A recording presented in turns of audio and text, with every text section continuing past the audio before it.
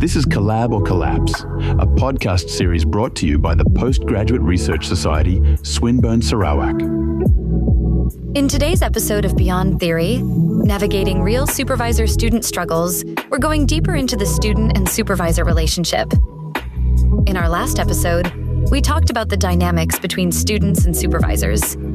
This time, we've gathered real, anonymous questions from postgraduate students.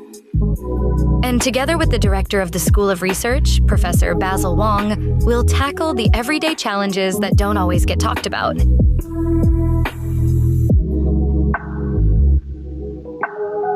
Alright, so welcome back to our third episode of the Collab or Collapse podcast video, right? So last episode we have had Prof. Ida to join us to unpack the dynamics between student and supervisor relationship, from choosing the right supervisors to navigating the mismatched working styles and to finding the courage to speak up when things don't feel right? And for this episode itself, we are going beyond theory, navigating real student and supervisor relationship and struggles, right? So we have collected some anonymous responses from our postgraduate students to explore what are the common challenges that students face when dealing with their supervisors, and also to highlight some of the real life experience that the students face as part of their challenges and navigating some of the setbacks. So for this episode itself, we are glad to have our director for School of Research, Prof. Basil, to join us to go through some of the responses and submissions that we have from our postgraduate student. So welcome, Prof. Basil. Thank you. And now let's dive right into our first topic itself, the first question. So one of our submission that we have is that, my supervisor is so busy, right? I struggle to meet my supervisor and I have slow replies whenever I text or email him or her. And our meetings is every fortnight, about 2 weeks time. And it's just purely progress updates. And the supervisor themselves is not based in Swinburne. So what kind of advice would you have for the student itself to navigate this kind of complex situation? Okay, so the very first thing I think the student needs to think about is what is the reason that the supervisor may not be available. Okay. Definitely, you need to find out the schedule of the supervisor, talk to him or talk to her, find out what's the available time that he has or she has. If really that cannot sort out the right timing and you have to wait a long time, then you probably have to evaluate the situation. Can I talk to the co-supervisor, for example? And then if the principal supervisor probably would not have time to be supervising in the role of principal supervisor, then maybe it's good to also discuss with School of Research. But that is if really you cannot find the resolution. Result. Yes. But ultimately, of course, we hope that things could be worked out between the principal supervisor and the student. Now, normally the very first consideration is that if the supervisor is external to Swinburne, so we definitely need that supervisor to be available. Okay, if they are not available or he or she is not available, then the very first thing that the School of Research needs to be notified or informed. And so that we can do the right or take the right measure if it needs to. But we do hope that the supervisor, him or herself, will be able to support the student regardless of how busy the schedule is. They should always find time because that is part of their responsibility. I see. So because perhaps this supervisor itself, they have more roles beyond just supervising the students itself. And sometimes it may be a bit intimidating for the students themselves to approach them because they might feel guilty, a bit of a guilt factor, right? Maybe I'm disrupting my supervisor. So do you have any advice on that, how students should? I would advise not to feel that way, because I watched the discussion with Prof. Ida the other day on the podcast. The student shouldn't think of that way, okay? Because this is a sort of a two-way relationship, okay? So if you chose a supervisor to work with, so supposedly you should be able to talk to the supervisor regularly. The supervisor should make time as well. But we all know that for a student, for a HDR student, you don't only have one supervisor, Yes. right? There is a main supervisor, or what we call the principal supervisor, who mainly do the overall everything, expertise, paperwork, filing your paper, needed forms, and also talk to the student, provide feedback. But at the same time, there are co-supervisors. So the co-supervisor can also help in the case that, let's say, principal supervisor is not available.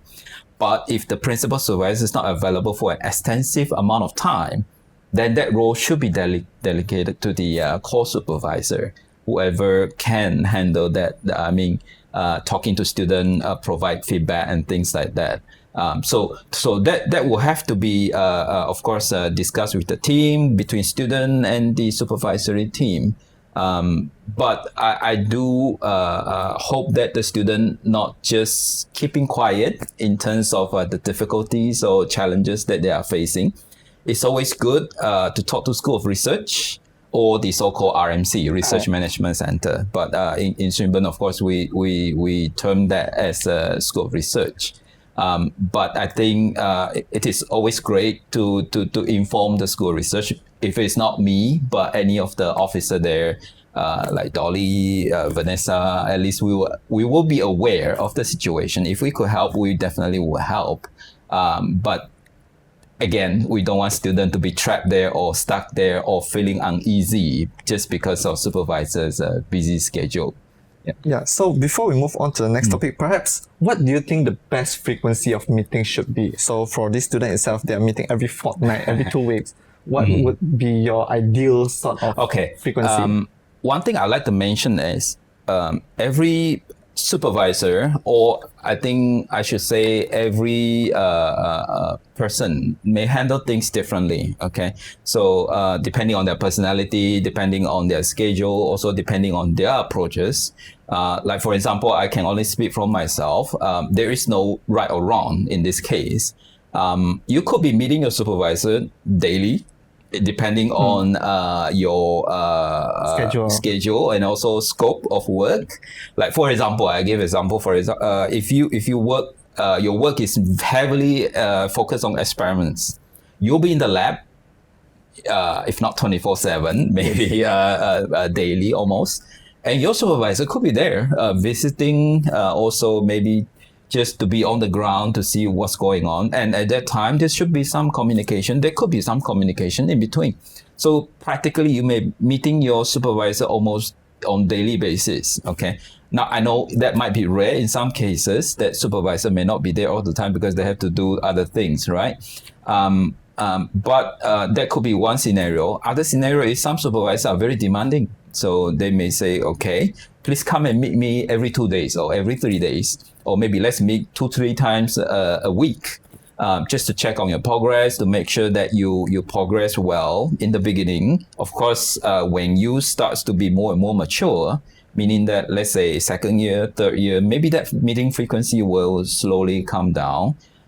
Because your supervisor may think that, okay, now you're becoming more and more independent. So I don't have to guide you so much, but rather give you space and time to work out all this, all your work. Because when you go and deeper into your work, you definitely need time. Yeah. So it won't be like every 2 days I have something to report. Every 2 days I will need to seek opinion from my supervisor, unless it's something that of course you are having trouble with solving. That could be one possibility. But if you ask me what is the typical meeting frequency, I would say at least once a week would be nice. Yeah. All right, nice.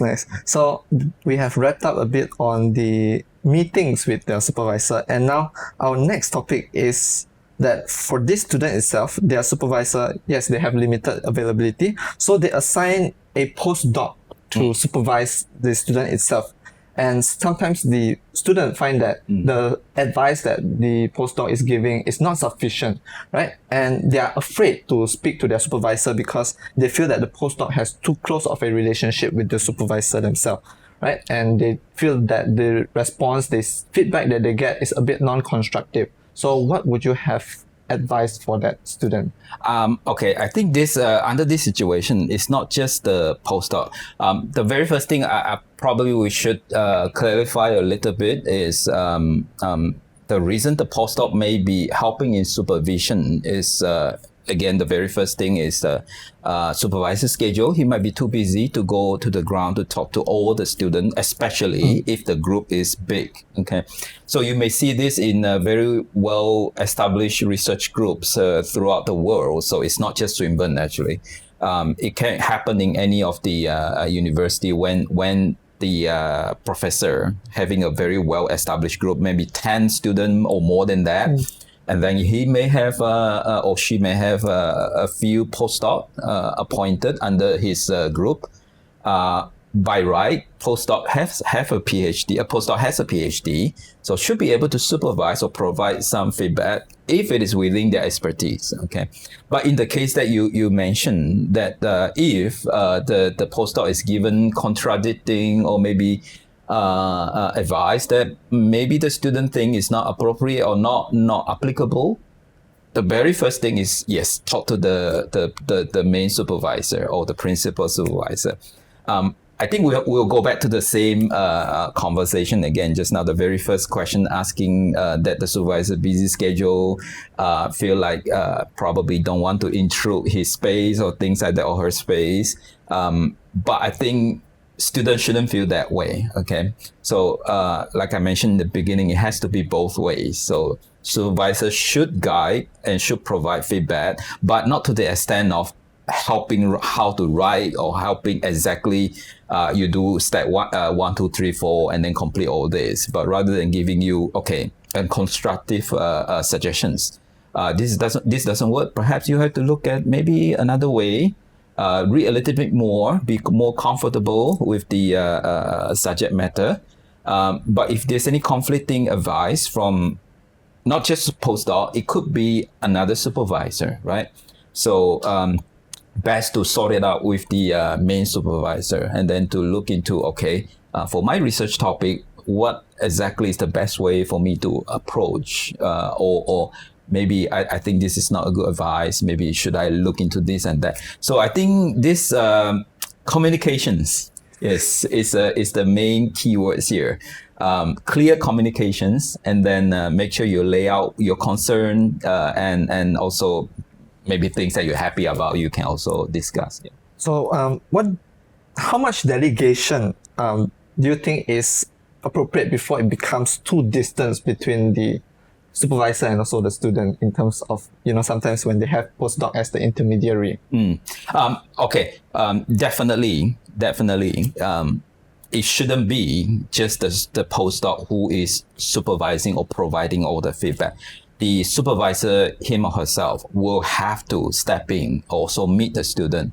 And like I mentioned, ideally once a week, that would be great.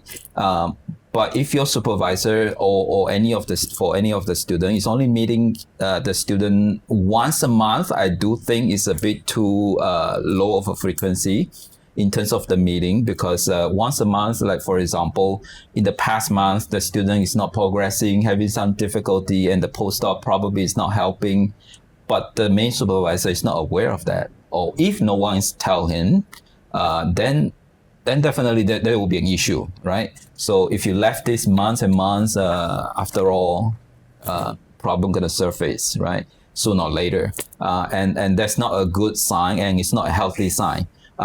But I think clear communication. Don't feel bad that you think your supervisor is too busy. I shouldn't be talking or shouldn't be getting a meeting with him because it's just too busy handling other things. Whenever there is a supervision that ongoing, or if the supervisor agrees to sign your application form, that means he or she needs to play that role. Okay, so he or she needs to spend time. But I like I said, so it all depends on the personality and also the arrangement. Yeah.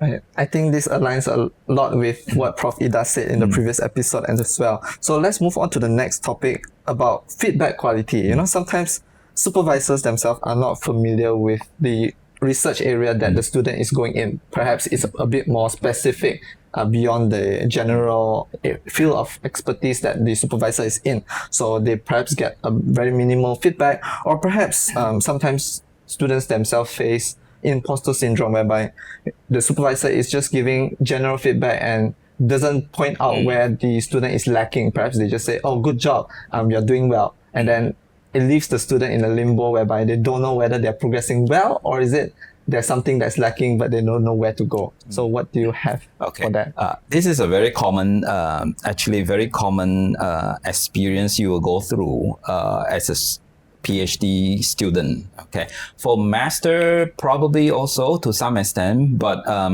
now let me speak from my own experience. So I when I did my PhD, okay, it is in a very at that time it's quite adventurous and also quite a challenging topic. It's on nanotechnology, or then if you want to be more specific, in nanoscale heat transfer. So actually, my supervisor may not know everything. Okay, he was also starting to learn all these things at the same time that I learned the nanotechnology also, because it goes beyond just the textbook. Okay, and the theory itself may not be applicable, so we have to develop a new theory. We have to look into new physics, or look into the physics that how we could apply to this engineering world. So he at that time might not know everything, but at the same time, I'm there together develop as well in the knowledge. Okay, so sometimes the feedback he provided is also general. Okay, like you mentioned. But I took it in a way that at least he provided me some suggestions, and then as a PhD student, so I have to be the person to be a bit more self-independent and look for and read more and look for the direction, and then go and discuss with him whether it is okay or not to go to that space, to look deeper into the theory on things like that. As a professor, of course, he was able to at least guide me, to tell me that, okay, that direction doesn't work, don't go there. Please look for this one. Okay, I don't think you should go there. That's too difficult. At the end, you may end up with nothing. Okay, even though he may not be able to comment technically, okay, that's how it should be. This is the way you solve this equation. You must use this method to solve it. No, I think students needs to also realize that, okay, supervisor may not know everything. But I have to come with a but. If a supervisor totally has no idea about what's going on in the topic, or if he or she doesn't have the background in that research area, perhaps this should be at least discovered in the beginning, before the enrollment. Who else could we pull in as a co-supervisor to fill up that gap? Okay. Or if really nobody in the team can support, then the whole situation needs to be reevaluated. Okay, but this is not to say if the student already enrolled, then we need to look into also possibility of adding supervisor or removing those who are not contributing. So these are all things that actually a student can discuss with School of Research. Okay. Not to keep quiet about that, but at least explore. Okay. But if the supervisor really is not providing constructive feedback, or in a way helping in any sense or any way possible, perhaps it's time to speak up and also discuss with School of Research. I think one thing that perhaps student is not realizing is that you could change supervisor. Not that I'm implying that you should change. It should be a last resort. Yes, right? It will be the last resort, but I think, of course, all of us do not want that to happen also, unless it is really a situation that we must address.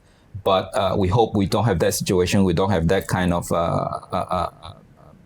things that we have to deal with. But yes, it's a possibility. Yeah. So where would you advise students to look for feedback beyond, their own supervisory team? Okay. Yeah. I think this is a interesting questions because it depending on how you view things. I speak from my own experience. Okay. Because I for example, I explore in a new technology, new frontier that nobody has done it before, and my supervisor probably may not know everything. I took the initiative of contacting actually somebody outside of the university. It can be somebody from Japan, from US, or from Europe that you came across. Of course, we read a lot of papers. When you do your literature review, you may see, oh, this professor knows very well all these things. Maybe I can contact him to seek his feedback or something. Okay. I think at the end, don't be shy to ask questions. Also, the worst case scenario, they may not respond to you. That's fine. I think it's always good to ask. Or some of them, in general, I would say in general, as an academic, they will tend to help students with some question. I do receive, for example, some question from student from other university who's working on the same area, research area. They may ask my feedback. They may ask whether or not to share some info about how you do this simulation, maybe any advice. Yes, I think it all depends on how willing that academic person is able to share with you the info. But I do think it is okay to ask help from around, and not just limited to your supervisor. But again, your supervisor should be your main contact. Yes. I think this relates back to what Dr. Vic said in the first episode itself, whereby we need to network as postgraduate students, looking beyond our own university itself, go for conferences and meeting new people who may share some more expertise in your field of research. Now let's move on to the next topic, right? Balancing independence and guidance. So sometimes, as mentioned, right, supervisor rarely give a direct answer, they give very general answer. And for supervisors, sometimes they think that it's because I want to train the student to have self-motivated self-exploration and also critical thinking skills, right? And that sometimes inhibits the student in terms that they don't know what question to ask, in the sense that they can get help from their supervisor. Sometimes they are stuck, but they want to ask the question, but the supervisor is saying, oh, you should find it out yourself, right? But it's not helping, especially when you're having that brain fog. So what would you have for that student? Okay, I would say if you cannot really get anything out of a particular supervisor, maybe best to approach another supervisor in the team. Okay, and again, if really nobody is providing, which I don't. This is not something that I would like to see. But hopefully somebody will give you some guidance. But if the student is expecting a straight answer in terms of, okay, you do step 1, 2, 3, 4, 5, and then you will get your answer. Or you should do step 1, okay, search this keyword exactly, search that. I think that's probably a bit also in terms of the guidance, but it all depends on how people feel it. Okay, and if you need exact guidance, and if the supervisor is willing to provide that, then that's fine. But I do think at some point, for example, okay, for my own approach, initially I normally let the student to figure out things. Then I'll discuss along. I try to provide some general guidance and directions. If I do see them struggling, if they couldn't really figure out, then of course I will be a bit more, I know it's probably not the right word, a bit spoon feeding in the sense that give them exactly what to do. But then after they pass through that stage, and then of course I will take my hands off slightly also, let them figure out things on their own. I think you're right in saying that this is to develop their critical thinkings. After all, if the student is to get a PhD, they have to develop that philosophy. So that has to be slowly cultivated or nurtured. So it has to be there rather than the straight, very clear direction exactly how you do. Because there's no yes or no, right or wrong to a research question.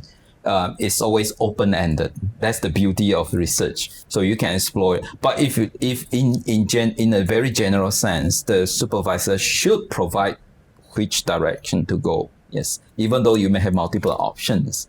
But like I said, if really one supervisor is not providing the feedback, maybe you can look for other supervisor. If there's an issue, then please do inform school research, and we can look into the challenge. Yeah. I see. So for yourself, you have did your undergraduate and postgraduate study in the University of Kentucky, right? In Correct, USA. yes. Right. So do you think there's a difference between Western kind of approach and also Asian kind of approach in terms of supervisory? Okay. I have to mention a little bit in terms of, because the way the landscape for education has been evolving. I'm a very old school in a way that old school in education. Okay. If you ask me how things were in the old days, I mean decades ago, okay, yes, the professor in the US are very different from our way of teaching here. It's more of a very traditional approach. You really have to be self-motivated, self-independent, in a sense that you go and figure out the answer. And only you figure out the answer, then you talk to your supervisor. He may tell you, okay, the direction, or maybe this is probably not the right way or wrong way. Okay, you might have to look into this and that. Okay, but you yourself have to drive it. You must have that hunger. Okay, but if you don't have that motivation, you don't have that the sense of urgency, then definitely there will be a problem for surviving in the old system. Okay, and this is the way things were taught in the at least from the university where I studied my bachelor, master, and PhD. Critical thinking. Okay, at that time, the education is still not outcome based education. Probably you have heard of it. It's more on the knowledge based. Okay, so we study whatever knowledge we need, and then we go and figure out how to apply it. Okay, so no one actually tell you how to apply it. You really have to go and figure this out. So as for example, in the undergraduate, you really have to work out tons of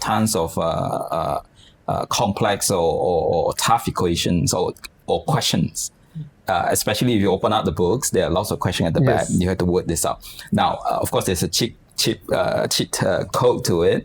If you work out all the questions, that means whatever your supervisor asks you, probably it might be coming from there, and you already know the answer.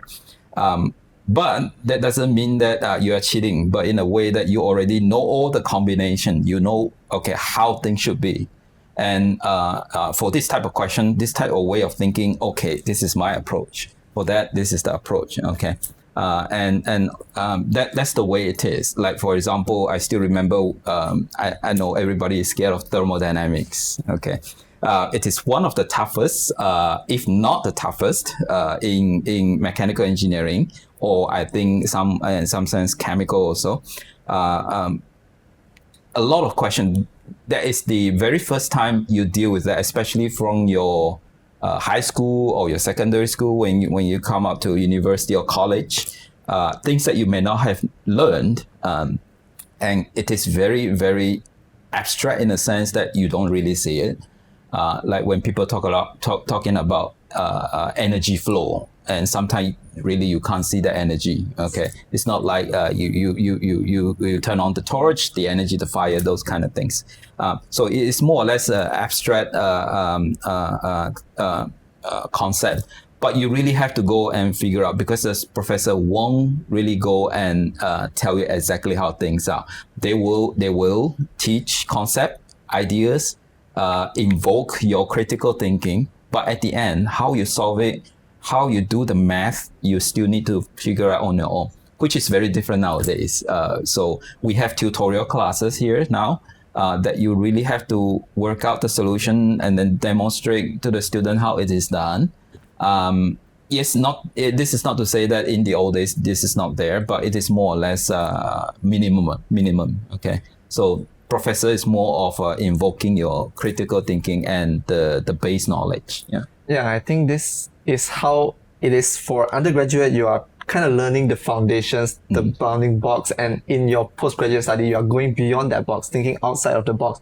Sometimes you can apply this equation in a different manner, right? And it still works, right? So let's move on to our next topic, right? The boundaries in student responsibility. So we have a submission whereby the student mentioned that, they are treated perhaps like a personal assistant, right? Beyond research, they are doing not just research assistant, they're also doing teaching assistant.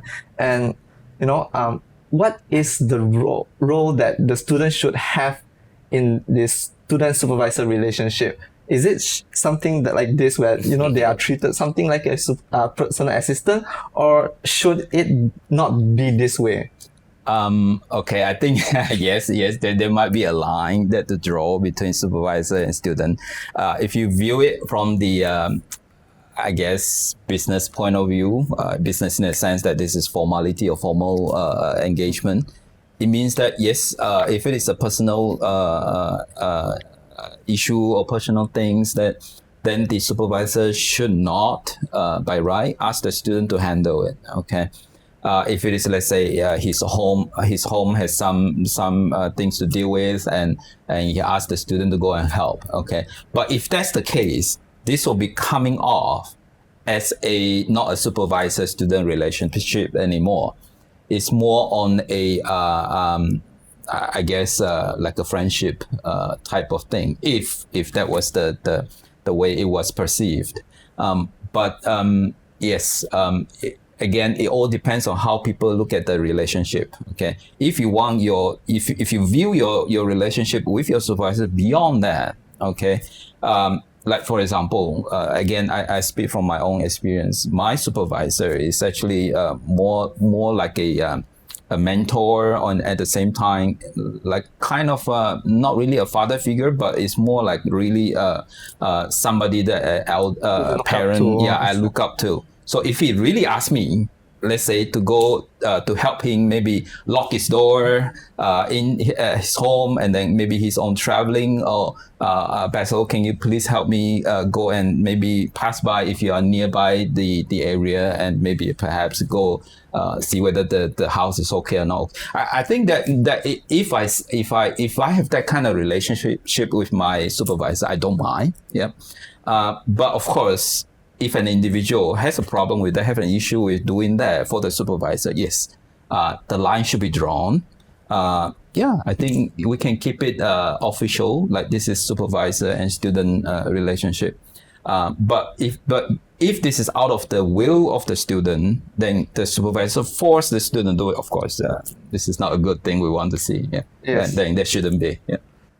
All right, so maybe that was a bit on the personal note. What about for research that is not pertaining to their exact master's or PhD topic, perhaps organizing a conference, or perhaps some other academic-based work, perhaps assisting in some of the tutoring, but that is not exactly listed out in their enrollment requirements, right? What do you think about that responsibility then? Okay, I think that's a very good question. Again, I think the student needs to think of from not just from her own or his own study topics point of view, or research. Okay. Now, when you want to become more and more, or if you want to be more standout compared to the other researcher, for example, so it's not just papers on your own research or your thesis. Okay, it's always good to look into other opportunity. Let's say your supervisor somehow thinks that, oh yeah, you are very good in organizing conference. Let's engage you. Let's ask your help to do some, let's say, look after the reviewer's task or role in terms of collecting all the feedback and things like that for the conference papers. I think that's a good thing to have in your CV. So students should think in terms of not just my research, but also overall in my career, how would that help me? Right. For example, if I asked to help organizing a conference, that's great. In fact, my own personal experience is that we tend to help supervisor in terms of all this kind of activity. It means that your supervisor actually has lots of engagement outside. For example, I still remember that my supervisor organized the radiation conference. In Turkey, most of it, and also in the US. Normally he needs help. So he may pull his postgraduate to help. In terms of helping, meaning in terms of organizing, collecting the reviewer forms for the papers, communicating with the authors, things like that. And also perhaps some of it is on the logistics side of the conference.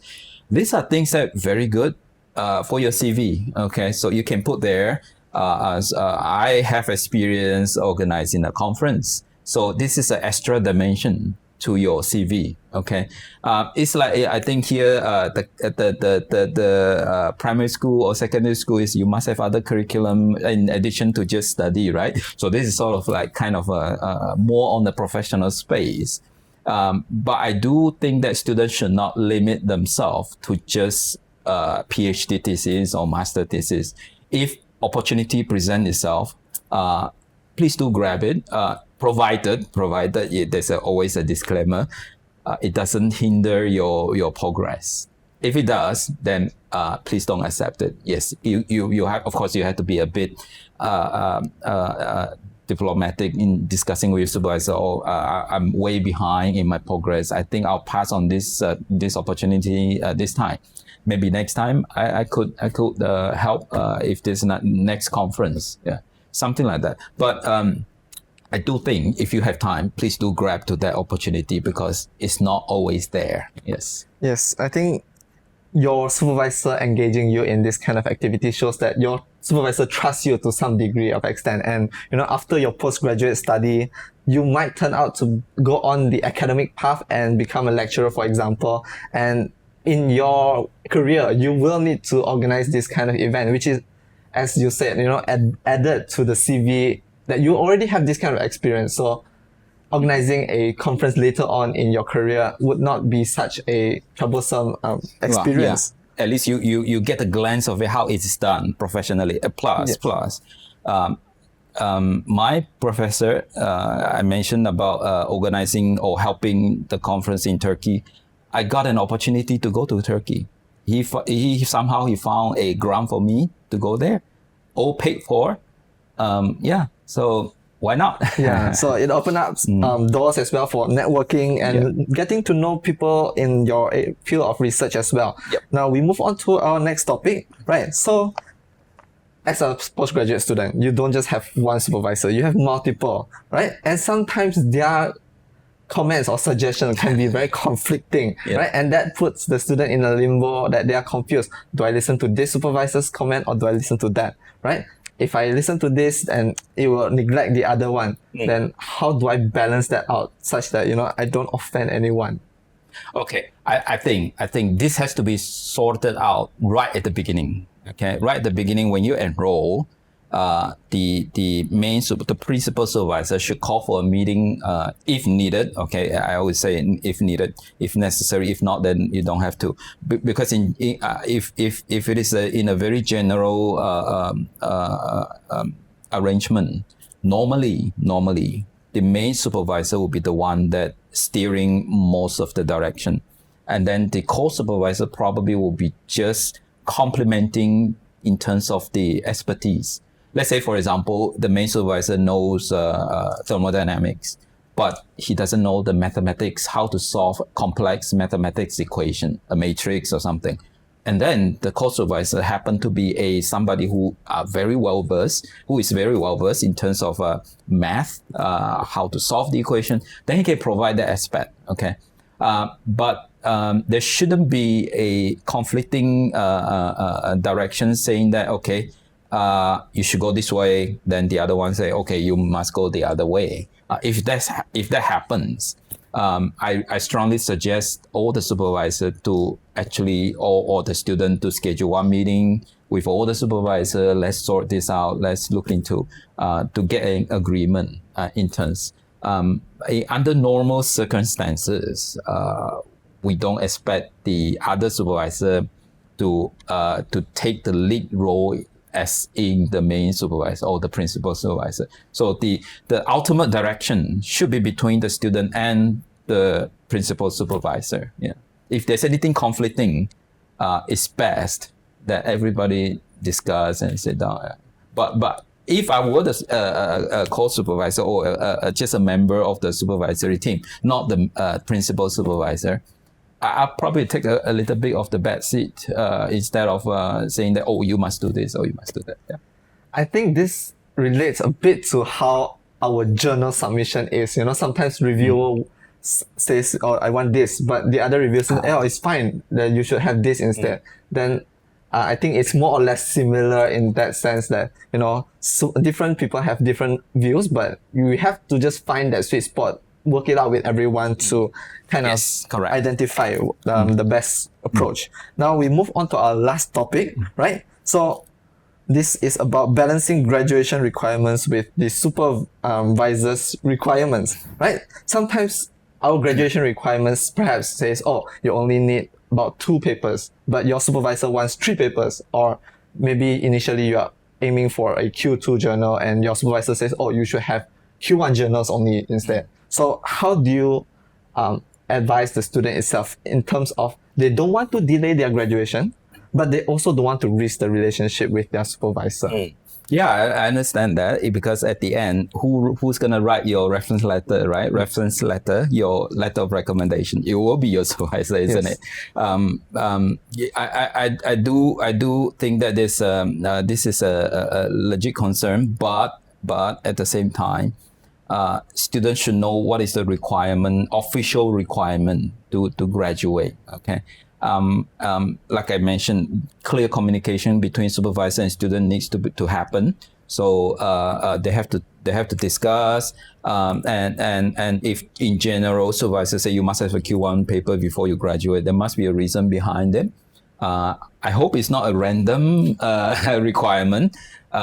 Normally, I would expect the supervisor to provide feedback, to provide advice, strictly based on the career perspective. Okay, if I have to give that comment to the student or my students saying that, okay, you must have a Q1 journal before you graduate, that probably I probably will have seen that perhaps without Q1, maybe it's very hard for you to get. Let's say you really want to be a lecturer, maybe it's really hard for you to compete with the others. That's why I put that kind of requirement there, although it's not official. But if you already satisfy all the requirement, and you think that you have sufficient info, you can graduate, please do negotiate with your supervisor. But if the supervisor really have the opinion of having that Q1, and that the student say doesn't think that this is something that can be done in a short time, again, school research might be the best contact point to discuss about this. But I want to mention that a lot of students, probably a lot of questions that you have asked me today, might be because they are not very well versed or very well informed what their rights are. Okay, as a student, you do have certain rights to some extent. Okay, even now, of course, again, from the admin point of view, as a advisor, academic advisor, I also do not want things to go to the last resort, like you mentioned in the beginning. For example, actually, if you follow our HDR candidature handbook, student can submit thesis without supervisor's approval. Okay, you do have the right to do so, but you will bear all the consequences. If you fail the exam, it is on you, not your supervisor. Okay. Of course, there are some official procedure way to follow it. It's not going to be just, okay, I want to submit, sign off, that's it. And it will be without the supervisor's signature. But like I mentioned, this is the worst case scenario. We do not want that to be the norm.